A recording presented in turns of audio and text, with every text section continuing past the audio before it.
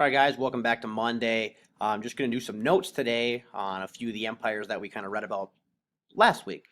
So, starting with the Mauryan Empire. Okay, so their leader is a guy named Chandragupta, last name Maurya. So that's why it gets dubbed the Mauryan Empire because it's this guy's last name, not to be confused with another individual we'll see coming up. So he's kind of the great unifier of northern India. He basically defeats the Persians, and that's how he's able to establish his foothold. Divided his empire into provinces, then to districts for tax assessments and law enforcement.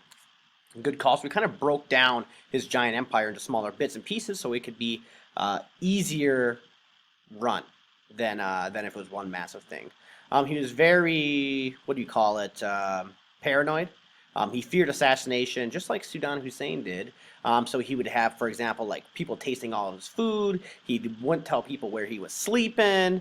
He eventually gave up his throne and became a Jain, like Jainism that we talked about, right? The people who sweep before they walk and wear masks and not have any bugs go inside their mouths, different things like that we talked about in class. Okay, so that's kind of a little backstory on him. On the Mauryan Empire, you can kind of take a look here. Everything in kind of the green is what we're looking at here. His grandson Asoka is able to take over, and he kind of adds in all the stuff in the purple there. And Asoka is the guy that we're going to talk about next, because he's the guy that introduces Buddhism.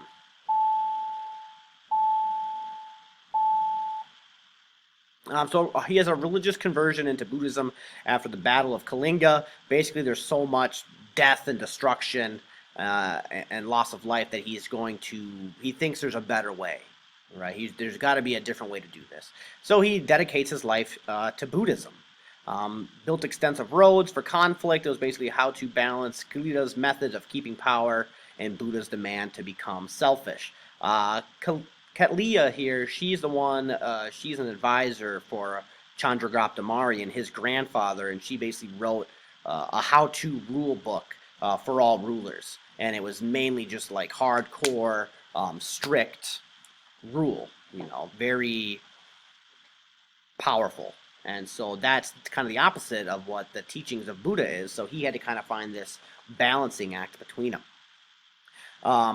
Asoka, the high point of the Mauryan Empire, came during the reign of Chandragupta's grandson Asoka. Religious conversions after the gruesome battle, dedicated life to Buddhism, responsible for the spread of Buddhism, built extensive roads, and again, that's kind of his deal. So Asoka ends up dying in 232 BC.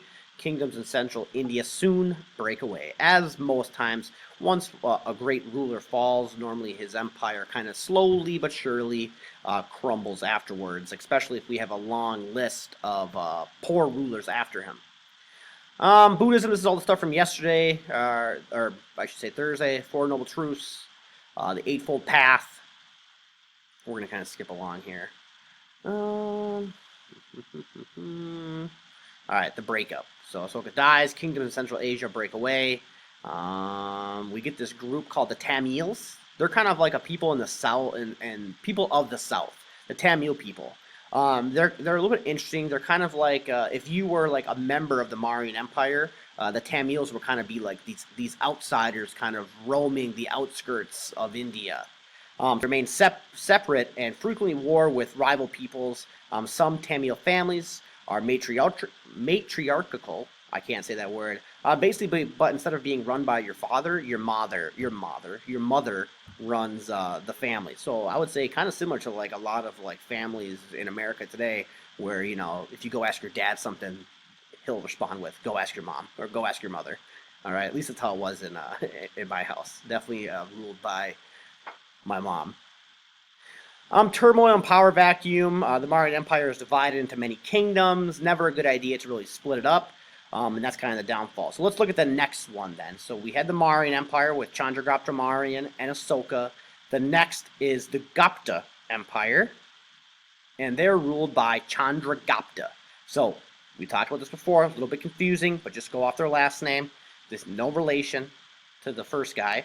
So Chandragupta the first and Chandragupta the second are going to be the main people. And during this part, they're going to kind of convert back to Hinduism. So we had Hinduism, then we had Asoka introduce Buddhism, and then obviously time has passed, and now Hinduism is going to have kind of of a rebirth. All right. And during this, we get a bunch of trade, right? We talked about the Silk Road, right? So you have all these different pieces coming in, pieces going out. It helps spread the different religions, helps spread the culture, as you can kind of see here. You can kind of just read through that. But the big thing is that trade brings Hinduism and Buddhism to other parts of the world. We're not going to worry so much about the poetry there, the achievements. We're going to kind of, glance over that.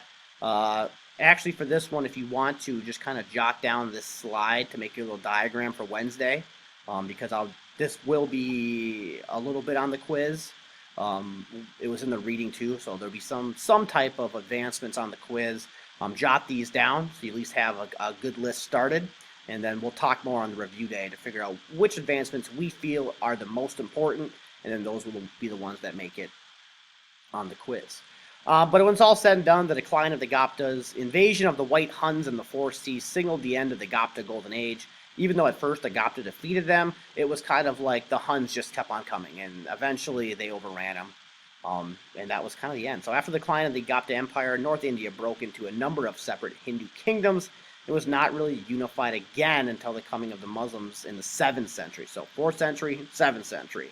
Okay, so we got a big gap in between. Unlike Asoka and the Mauryan, the Gupta left local government administration and policy in the hands of their allies. When nomadic invaders came in during the 5th century, it split easily along administrative regions. Gupta administrative talents were not a match for the White Huns, a nomadic people of Central Asia who occupied Bactria and eventually moved across the Hindu Kush, which is basically like a specific part of India. Imperial government survived only a short time in India. India would be overtaken by Muslim groups in the 7th century, but not until the establishment of the Maurya dynasty in the 16th century did any state rule as much as India as the Mauryan or the Gupta. So basically we have a huge gap between the Gupta and the next long-standing group.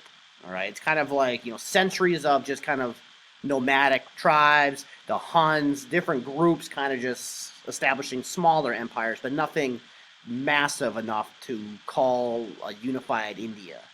They may, for some groups, they may be controlled the northwest corner of India or the southwest corner, but no one was able to kind of really establish a strong foothold for a long, long time afterwards. So that's kind of the recap. I went really fast there. We already read about these groups, so I was kind of just going through these at warp speed, kind of just talking about and reestablishing some things we've already discussed. But this is the assignment for today. Just go through the notes here. A little refresher course. Tomorrow, then, we'll have the review day, and then Wednesday we'll take our quiz. So if you have any questions, let me know. But besides that, guys, have a great day.